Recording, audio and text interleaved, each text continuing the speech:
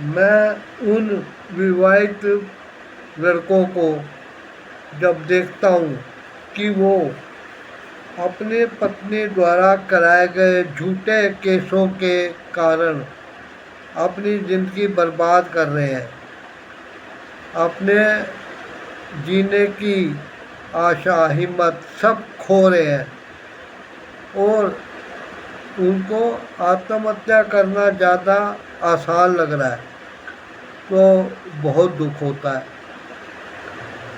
हमारे कानून एक तरफा बने हुए हैं, महिलावादी कानून है।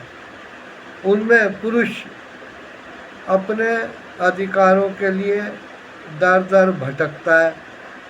पुरुष आयोग की गठन की समस्या, यदि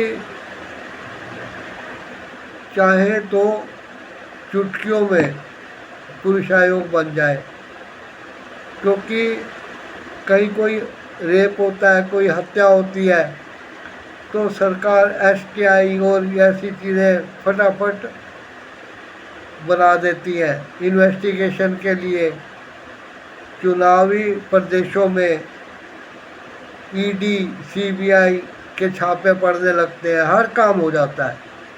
सिर्फ एक राजनीतिक इच्छा की कमी के कारण पुरुष आयोग को सालों से लटकाया हुआ है। अब जब पत्नियों को पता लगे, अब अंग्रेज थे, अंग्रेज़ों को पता था कि उनके तोपों के आगे लाठी डंडों वाले हिंदुस्तानी टिक नहीं पाएंगे। निहत्थे अहिंसावादी लोग टिक नहीं पाएंगे, तो वो बर्बरता करती थी और भय दिखा के, डर दिखा के हमारे देशवासियों को 200 साल तक गुलाम बनाए रखा।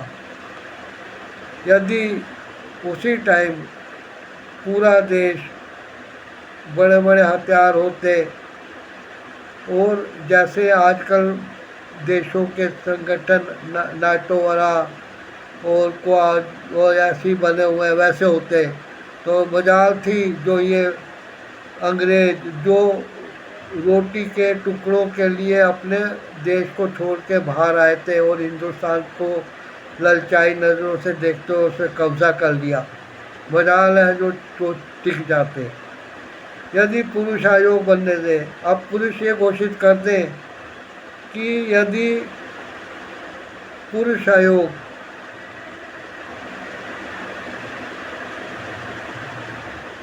दो 2024 तक नहीं बना तो वो सत्ताधारी पार्टी को वोट नहीं देंगे।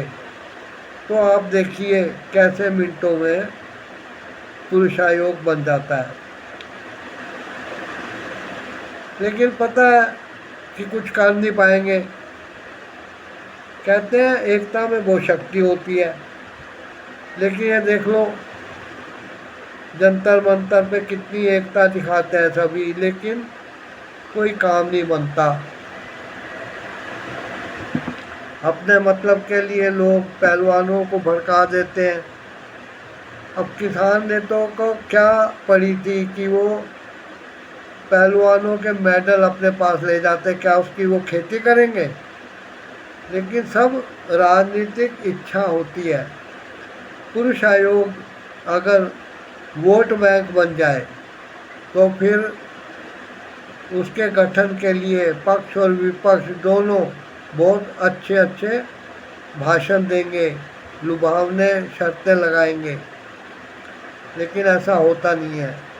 अब 498A में बहुत महिलाएं अपने ससुरालों वालों पर बदले की भावना से ही झूठे केस कर देती हैं। जब वो अपने वकील से मिलती हैं तो वकील उनका इंटरव्यू लेता है, उनकी पूरी कहानी सुनता है, तो वकील जो कि शारीरिक नहीं बल्कि दिमागी दांव पे खेलने वाला होता है, वो एकदम समझ जाता है कि ये औरत झूठी है। लेकिन क्या करे, अगर वो उस महिला को मना कर देता है केस लेने से, तो उसके बच्चे क्या गुरुद्वारे में खाएंगे? इसलिए उसको वो केस लेना पड़ता है। अब जो केस एडवोकेट को पसंद आते हैं उसमें वो कुछ ऐसे दाव पेच अपने डॉक्यूमेंट में, रिटर्न में, दलीलों में पेश करता है कि दूसरी पार्टी को हार का सामना करना पड़ता है। लेकिन यहाँ एक एडवोकेट अपने फीस ना लेकर अपने पैर पे कुल्हाड़ी कैसे मारे, इसलिए वो औरत द्वारा बताई गई बातों को ही अपने प्लेट और रिटर्न स्टेटमेंट वगैरह में कानूनी ढांचे में लाता है।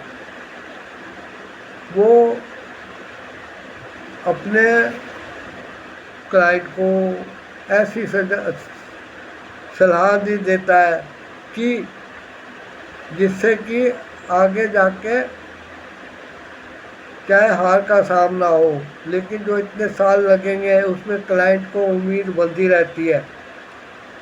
वो औरत, वो महिला ये सोचती रहती है कि मैंने हजारों किलोमीटर दूर रहने वाली अपनी नंद यानी कि पति की बहन को भी आड़े हाथों ले लिया है, उसका नाम भी डाल दिया है, दूसरे रिश्तेदारों पे, ससुराल वालों पे झूठे आरोप लगाए हैं और उन महिलाओं को जो कि मोहल्ले में खबरी का काम करती हैं और इधर की बातें उधर करती हैं, ऐसी महिलाओं से नेचर मिलने का कारण इनकी दोस्ती होती है। तो ऐसी महिलाओं को वो एविडेंस गवाही के स्टेज पर अपने पक्ष में गवाही देने के लिए ले जाती हैं। बहुत पचड़े वाला काम होता है कोर्ट में चले जाना।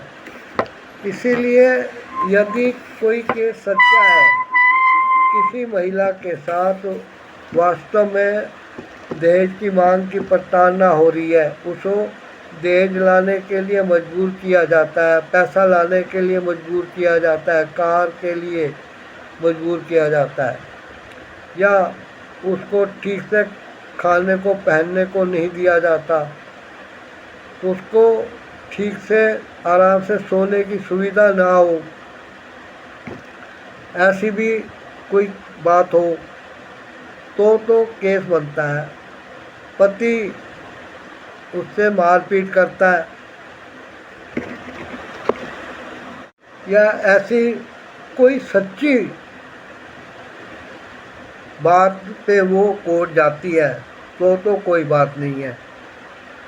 लेकिन अब जब केस में डेट पड़ती है, केस जो होता है उसमें अलग अलग स्टेज होती हैं, एक स्टेज के बाद दूसरी स्टेज, दूसरी के बाद तीसरी, तीसरे के बाद चौथी आती है, ठीक है। और इसमें आपसी समझौते का, मीडिएटर का भी कोर्ट प्रबंध करती है। लेकिन हो सकता है कि वकील के बहकावे में वो समझौता ना करना चाहे, तो मीडिएटर भी हार थक कर केस फाइल को बंद करके अपने डॉक्यूमेंट लेटर के साथ कोर्ट में वापस जमा करा देता है कि भाई मेरे बस का नहीं है। और करते करते महिला को अगर गुजारा भत्ता जो मेंटेनेंस है, क्रिमिनल प्रोसीजर कोड के सेक्शन 125 में मेंटेनेंस का है कि पत्नी अपने भरण पोषण के लिए अलग होने पर पति से मांग कर सकती है कि वो उसका खर्चा दे। ये केस भी जो होते हैं झूठे होने के कारण उसके पास कोई सबूत नहीं होता कि उसके ऊपर किसी चीज़ की लायबिलिटी है, उसके बाद ये सबूत नहीं होता कि उसके पास बैंक बैलेंस नहीं है। उसके बाद ये सबूत नहीं होता कि वो वाकई में कोई काम नहीं करती। तो ये जो बातें हैं वो टाइम पे फेल हो जाती हैं। अब उसको मुआवजा भी नहीं मिलता। वो लास्ट में जब फाइनल जजमेंट होता है तो उस महिला को कह दिया जाता है कि तुम लोग तलाक के लिए अप्लाई कर दो। अब जब तलाक की बात आती है तो वो औरत घबरा जाती है।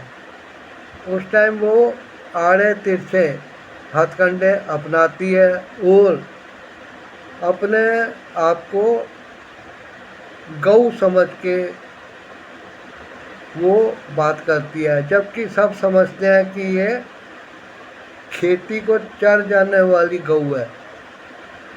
दूसरे के खेतों में तार तोड़ के अपनी रस्सी तुड़वा के भाग जाने वाली गऊ है, लात मारने वाली गऊ है।